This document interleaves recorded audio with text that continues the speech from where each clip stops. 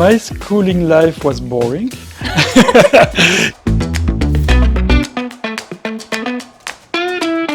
And what has been your experience of, so could you compare, say, the schooling in India versus, say, Belgium schooling? And I booked my ticket, and it's only when I was about to leave that people called me and said, you are traveling, but isn't it your child is bored and all that? An artist or an album that you can listen to on repeat.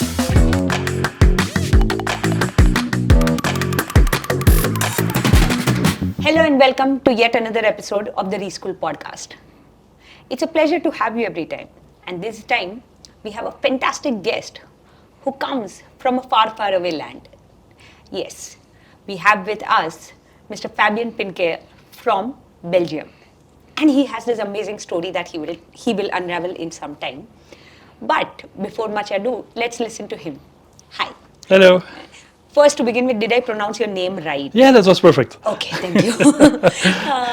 Even my father pronounces it wrong, so Really? you have two ways to pronounce it. Okay. So, could you tell us and our listeners and viewers a little more about yourself and the work that you do? So I'm the founder of Odoo. Okay. It's a suite of business apps to run small and mid-sized companies. From your website, inventory, accounting, pretty much everything a company needs, we have an app for that. Wow. And so we run you're like worldwide. this ERP that has everything in it and kind of... Yes, it's like ERP, but much easier. Simple app that you can install, more like on your mobile, very easy to start with, and the more you add, the more they integrate to each other, like an ERP. Okay, great. So you've been in the software industry for a long time, I believe? I'm in the software industry since 20 years. I founded Odoo at the university, actually. Wow. And I've been doing that for about 20 Amazing. years. It's amazing to see how people shape their lives and all of that. But I'm sure your schooling and your education has had some role to play in it. So could you tell us a little more about what your schooling life was like? My schooling life was boring. It was about French, mathematics, and science. That's Plus it. one. So my schooling life, very boring. So it was useful, but it lacks a lot of things, and it was too slow. Okay. You know, I'm from Belgium. Okay. In Belgium, it's very different than in India. Pretty much all the schools are good. Okay. But no schools are very good, and no schools are bad. They are all just good. They're all good. So for the kids that can evolve faster, it's like it's always too slow at school and very boring. Okay. So what you're saying is that most schools are good, which means it doesn't serve the needs of the great or the fast learner. Yeah, it's the opposite than in India. In India, you have a much better school, very excellent school, but you also have very lower school for lower educations. We don't have that. It's like everyone has the same school, and so you have to adapt to that. And so for some it's too fast, for some it's too slow. For me, it was too slow. Okay. Amazing. I never saw it that way. So the variety that we have in Indian schooling system, it serves the needs of at least a few people. While when you have like a homogeneity in schooling system, at the end of the day, there could be a handful of people who are a handful of students who are probably not served right. Okay. Yes and no. At the end, you also need entrepreneur or the people of tomorrow that will build amazing things. And in Belgium, we lack this capability of training these kids. And I would say the majority of the kids, maybe more than 50% at least, in Belgium can evolve much faster than the school system provides to them. It's way too slow. Honestly, I think for all countries that stands true as schools. And because for 20 years I've been working with schools, I can say that the schools are laggards in terms of adapting to new technologies or even new ideas. So as schools, we are so interested in at times just making sure that things run right, that for us to adapt to new ideas and make changes becomes a little challenging. And it's not easy to do at scale, so sometimes you can understand. Absolutely. So tell me about your life. What brought you to India? What your work? What kind of work do you do? And what is it that you've learned about schooling per se or education? So when I founded Odoo 20 years ago, the first company I opened, a subsidiary, was in India. Okay. So it was like 16 years ago. Oh, so you've been working with India and Indian people since 15, 16 years. Okay. And then Odoo grew very, very fast. We have today 4,000 employees. But the Indian companies didn't grow that much. Okay. Yet the potential of the Indian market is huge. Huge. Last year I said, okay, no, they need help. So I came here to help the team here to unlock their growth potential and grow much faster. Wow. And what has been your experience of, so could you compare, say, the schooling in India versus, say, Belgium schooling and So the average Belgian school is better than the average Indian school. Okay. But the range is very different. As I said, all Belgian schools are the same. In India, you will, like if in Belgium you have this, in India you will have this. You have the capability to have much better school, but you also have a lot of schools that are lower quality. Having said that, I can only compare with GGIS. In India, that's the only one my kids went to. It was great. Really good. They had course about entrepreneurship, computer, chess. These are the kinds of topics that are not taught in Belgium, which is very hard for me, a computer entrepreneur. How can you not teach this? Yeah. So I was very happy for them to have this kind of courses here. Okay. One thing that is really good that struck me here is that even though the teacher can be comparable to what we have in Belgium, the content is really good, much better than what we have in Belgium. You use Cambridge books, and they are really good, I feel. Where in Belgium, every school choose, and most of the school choose, they don't have, for the school, each teacher choose. So some teachers are good, some are average, some are bad, and the content they have is usually way, way, way lower than Cambridge, for instance. Wow. Okay. It's amazing to get a foreigner's perspective. So what happens is, we work with India and Indian schools, and while we are exposed to the global trends, we are not the consumers of a different country's education system. So it's amazing to hear what you've got to say and all of that, and that of course makes us feel good.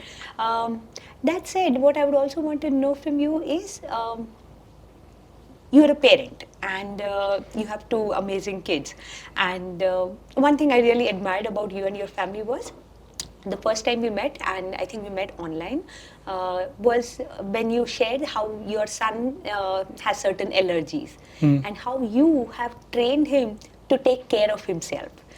So it wasn't about saying that, oh, the adult needs to be careful, this needs to be careful, but I found it really amusing how I think 10-year-old, he's 10 years old and he was so independent in terms of self-care, which I find at times missing in certain parents and all of that. So what has been your experience as a parent, and what are the things that you see in your friends' family in terms of parenting? Yeah, that's something we do a lot. We give a lot of responsibilities and autonomy to our kids. Actually, we don't see them as kids. For me, it's small adults. Okay. So they can be alone and they can travel alone since they are very young. Okay. They manage themselves, their allergies, their homework, everything. Sometimes it works, sometimes it doesn't work, but yet they manage themselves. It's not everyone in Belgium. We do that a lot. And when we are lucky to have kids that are very responsible, but I think they are responsible because we gave responsibilities, and we gave them more than responsibilities, autonomy. Sure. So it was very scary sometimes. Like we have had scary experience. Like we lived in San Francisco for 3 years.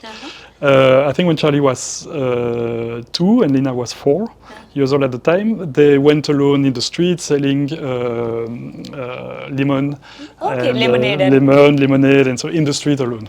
Wow. And but normally you cannot do that in the US. They can arrest you if you leave your kids alone in the street. But they were super happy. They came back, "Mommy, I sold for $5."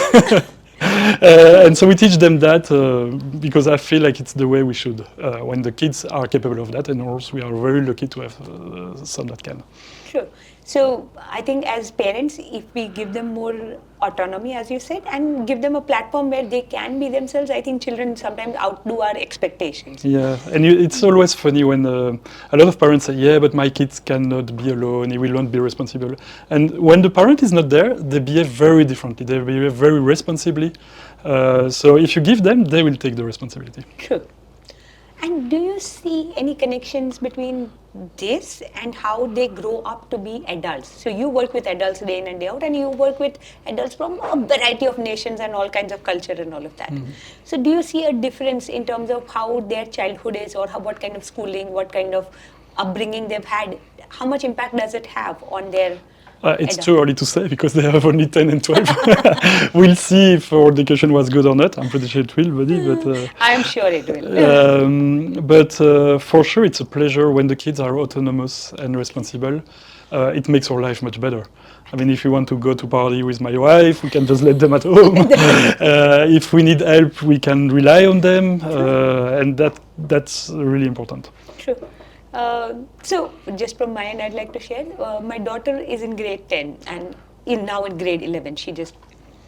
And it was a grade 10 exam, board exams, and which is supposedly a big thing in India and all of that. And I had my vacation, like you said. I was looking at a vacation with me and my husband and all of that. And the only dates that worked were the ones that were falling in her during her board exam month and all of that. And I spoke to her and I'm like, okay, does this work for you? I know it's your board exam, but if you're okay, then I'm okay. And she's like, yeah, that's fine. You can go. And I booked my tickets, and it's only when I was about to leave that people called me and said, you are traveling, but isn't it your child's board and all of that? And that is when me and Rihanna, we realized this is like a big deal and all of that. Until then, we were just unaware of it. So, yeah, you're right. At times, if we rely a little more on our children, they can be a great support system rather than just sacking us of our energy, which happens very often. Yeah. And I think it can give as much autonomy as you want, as long as you have guidance if they require. And autonomy and guidance, sometimes we feel it's opposite, but it's not. You can give a lot of autonomy, still provide guidance if needed. True. Or autonomy in the absence of guidance is when it is misused or leads to misleading results. But then if you haven't provided context, the child is not probably going to know that.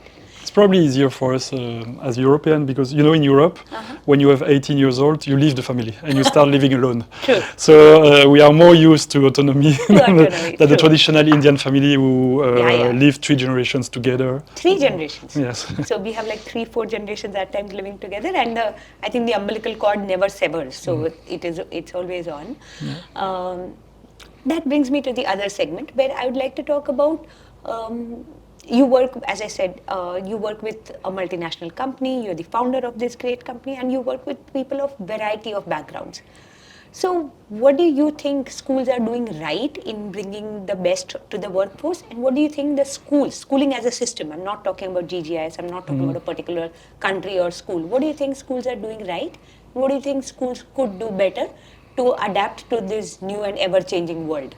Yes, so it's difficult to answer because every school is different, and some schools are good in something and wrong in other things. But I do believe that the right school is a school that treats kids as adults, not as kids, give responsibilities, great experience, rely on them for everything, for their homework, for good schools should have really good books and lectures to help the teachers, because it's very difficult to have the best teacher. But if you have great content, you can deal with good or average teacher. Yes, it's strange for me that you ask me the question because you are the expert. You ask me to answer something that is not my field. I understand. So for schools, I am simply asking, what do you think? Again, and you can choose not to answer, but what I want to understand is when the workforce comes to you, when a fresher applies to you, or when you meet a manager, what do you think has been done right at the school level? Well, what do you think has probably not been done that leads to lack of XYZ skills or lack of knowledge or all that? So. Yes, and especially in India, I feel like there is 2 types of profiles. There are the people who learned a lot of things in memory. They learned everything from mind, but they don't know how it works, how to compute. So application is probably missing. Not application, but the way they learn. Understanding the why it behaves like that, instead of everything learning every... So the relevance of what they are learning is what they could spend. Being able to do is more as much as important as knowing. True. And some schools in India focus a lot about learning and knowing, and not so much about being capable of doing, learning, and so on. And that changes a lot, because whatever the school, when kids go to work, what they will do is really different. And so what we need is not someone who knows a lot of things, because it's going to be different. What we need is someone who is capable of learning, and learning fast and understanding. So we need people that are smart, more than knowledgeable. Okay, great. So what you're saying is that as schools, if we could preserves the level of curiosity where the child wants to keep learning, and even as an adult, if that person can have that growth mindset of saying, and the reasoning, okay, the logical the logic, the reasoning, these are even more important than just knowing everything about history, about English. So having tests that are based solely on memorization of facts is probably not a very wise idea, because at the end of the day, in the world of work, your memory really doesn't serve you a lot. It is the application of your knowledge that helps you in getting ahead. Focus solely on that test result. They are not concerned with what that child true. That's what they do. They train them to succeed the test, not to understand what they do. It's like, after the test, I don't know you, you don't know me. What happens to your life is not my concern. So schools at times just get so enamored by their board mark result, they forget that the child is going to have a life after the boards also. Could be because they are KPI driven, or I don't know. I doubt they even understand KPIs, but yeah, they're just driven by the board results. So moving forward, are you fond of reading? Do you like? Yeah, I read a lot. Oh, you do? Yes. Okay. I started your book. Oh, you did? Thank you. But could you tell me if there was one book, or if there was some compulsorily reading materials that you had to assign to, say, a school or to students at children? There is one that I love. Really? It's called Style, Lessons of Clarity and Grace. And it's just about how to write English clear and clean. Style, S-T-Y-L-E? Style, S-T-Y-L-E. Okay. And this is the book, like when I read it not long ago, like 5 years ago. I was like, why didn't they teach me that at the university? It's so useful. Even today, everything I do, I'm always thinking about what I learned in this book. Okay. That every school should teach that. Wow. Could you name the authors again? The author, I don't know, but it's Style, Lessons of Clarity and Grace. Lessons of Clarity and Grace. Okay. Yeah, so what I've also understood is, and that is especially after the arrival of ChatGPT, that most people or messages get just transformed in a lot of words. So there's very little clarity. Yes. There is just a lot of words mishmashed together. So to be able to write and think clearly, there's a PDF of that sort, Think, Learn, Write. And that is something that we give compulsorily to all our leadership team. It's like, you have to go through this. And editing is such an important skill. You cannot be writing without editing it. And shorter is always better. Shorter is always And I think in India you should also, there is a book like Design for Non-Designers, which is about creating PowerPoint slides, beautiful slides. Because it's something I've seen in India, is that all the slides are really ugly. Even in professional presentations, I was like, wow. I agree. And for some reason, we have a habit of putting all the words that we are going to say on the slide. It's like your entire dialogue is on the slide. And I've run workshops with my team on presentations, on how to make Google Forms. Not in terms of the technical Google Forms, that they figure just out. Short question, clear. Exactly. Like when you put out garbage questions out, garbage in. Like if you're asking the wrong question, your data that is going to come in is going to be garbage. What are you going to do with it? So I agree. And because I'm in the field of education, I tend to pull out strands and see that if only there had been a teacher who had taught them how to write well or how to do this questionnaire, then hopefully I wouldn't have had to do all of this. But you should try the book, Design for Non-Designers. Design for Non-Designers. Okay, noted. These two books I'll definitely look up. And these you believe are important for the students as well as adults that work for sure. Communication is key for everyone. Okay, great. If you were made the principal of the school, of a school, any school, what would you like to change? It depends on the school. It's so much difference between here and Belgium. Okay, so then make it this way. If you had to design a school, if you had to build a school, what would that look like? I think I would build it like an entrepreneur, focusing on the best people. I mean, it starts with the teachers. Having the really good teachers is a game changer.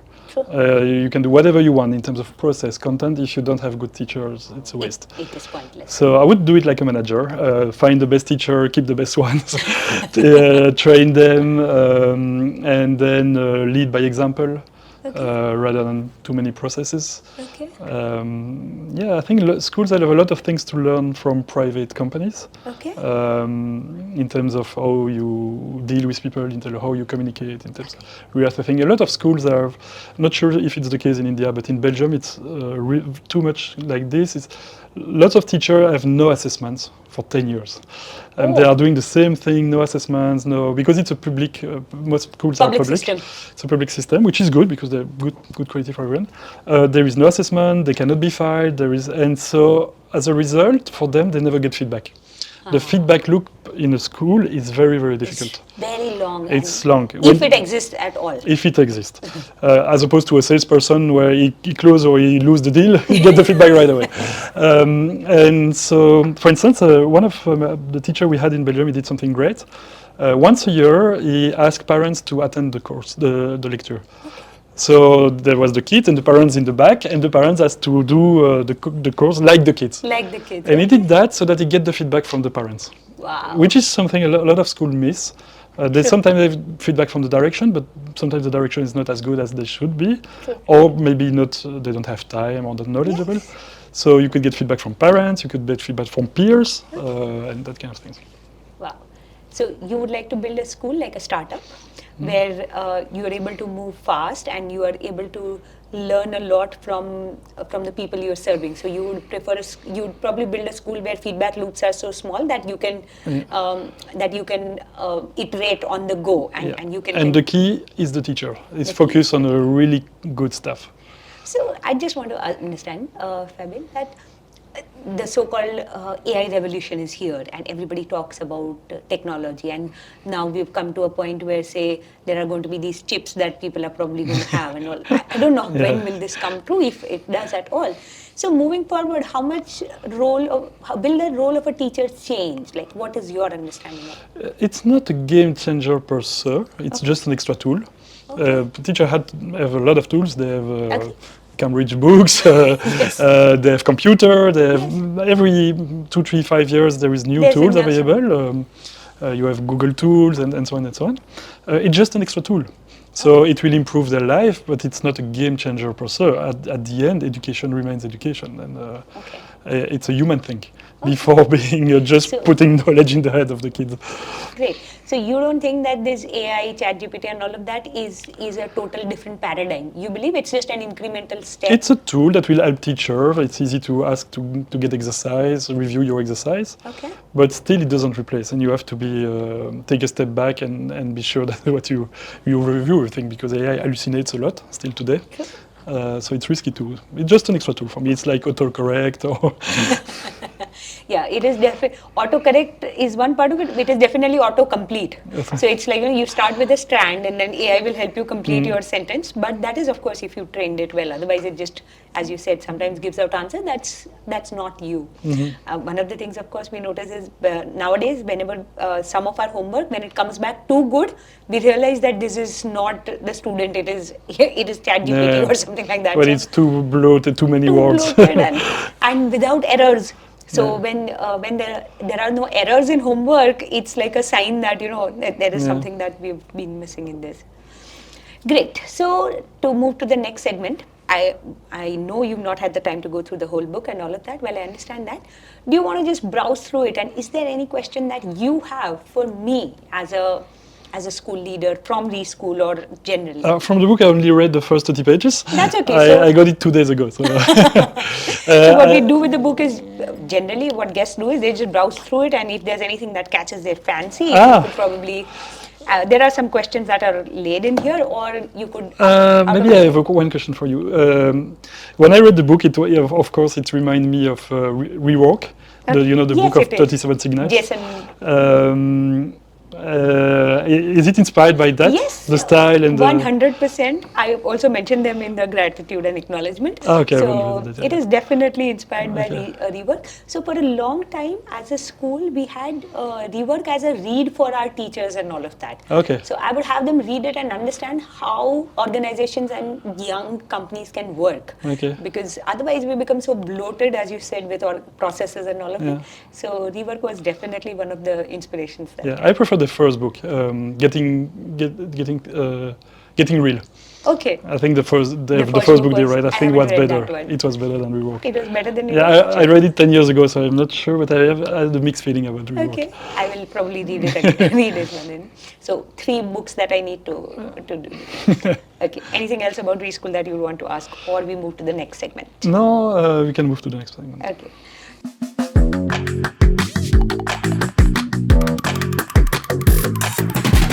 So the next is very simple. It's just a quick rapid fire kind of a round, okay? And you can answer as quickly as you can. Okay, homework. Is it an outdated concept or is it a necessary? It's necessary. Okay. I can tell you a story. Yes. It's not going to be short then. That's okay. We have my kids in Belgium, they never had to work.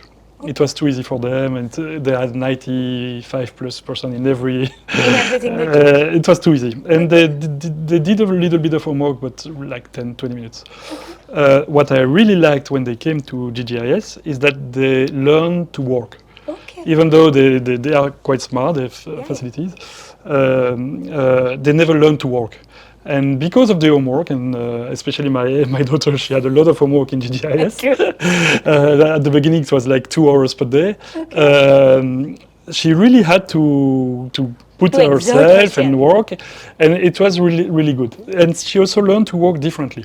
Okay. Like my daughter is a perfectionist. Okay. So if you give her an exercise, she will start by copy the exercise, do some flowers on top, and then she will write without perfect. And it took her. I think at the beginning her homework was like 3 hours, and then she had to learn to do it like an Indian. And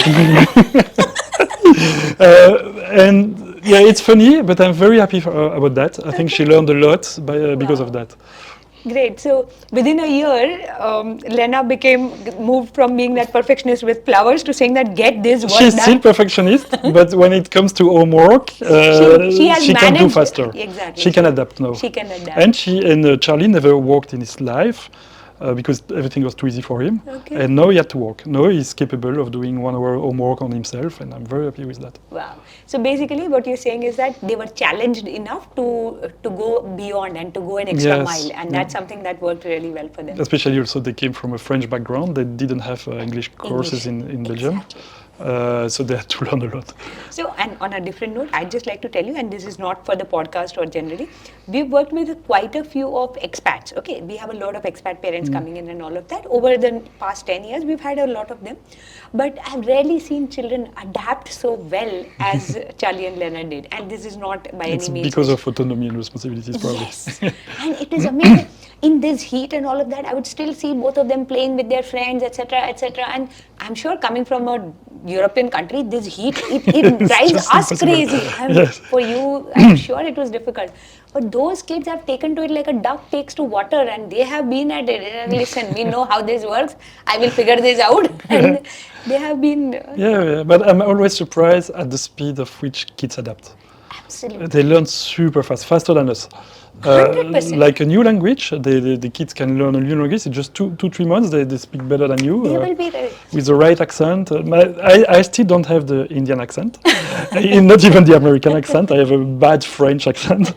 But Lina, she can do the perfect American accent because we went in the US. And now she speaks with an Indian accent. Indian accent. And that's something I couldn't do myself. Yeah. Kids are... Their ability to learn and grasp things is so huge. If you give them the opportunity, if you give them the things to learn, they will learn it. They will learn it. I absolutely agree. So thank you for that. Okay, next. One cuisine that you're very fond of. So when it comes to food, what are your food preferences, or any cuisine that you can have for a lifetime, like all your life you could just have this? It's spaghetti bolognese. Okay. Very simple. Great. An artist or an album that you can listen to on repeat? I don't listen to music. You don't? Okay. No. There are some groups I like Rammstein, for instance. I like. And I'm going to see them live in a month. Okay. So let's say Rammstein. Okay. A sport that you enjoy playing or watching? Table tennis. Table tennis. Yes. Do you play table tennis? Yes. Okay, great. And lastly, what is it that wears you down? So what is it that makes you angry or brings you angst? And what is it that brings you joy? I like to build value, create stuff, so that's my joy. Okay. For instance, I don't like to go on holiday on the beach. That I really don't like. Really? Sometimes my wife, she goes alone. Because I'm happy when I am productive, when I build stuff, when I help things get better, and that kind of things. Wow. Okay. Things that I don't like, it's not important. What matters at the end is what you do, not what you feel.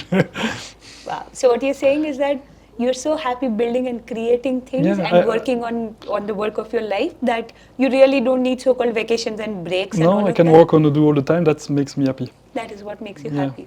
And you also believe that it's not about taking breaks. It's about doing work that fulfills you. Yeah, if you are not happy, you will need breaks. You will need But breaks. if you are extremely happy and your job fulfill everything you don't need break. It's just life. So I still need breaks because I'm getting older. In the past, I didn't, Okay. but not that much. Okay. And then it doesn't matter how long you've been at it, right? It's just... No, when you enjoy what you do, it's not like it's a work. It's not. It's just you do things you like, and because you like it, you don't count your hours. Wow. So happy to learn that. And I'm glad. Thank you so much for sharing this with us. And honestly, thank you for taking time out. I know you're flying out tonight with your family and all of that, but thank you for making it to this podcast and this episode. And Yeah, thank you for inviting me. I wish Charlie, Lena, and your family the best of luck. And I hope to see you guys again very soon, whenever you are in India. Yeah. And with that, we come to an end of this episode. What an amazing story and an amazing human being Mr. Pinckaers is. He's a great entrepreneur, but even better, he's a great human being. So don't forget to subscribe to the Reschool Podcast, and we'll wait to hear from you. Bye.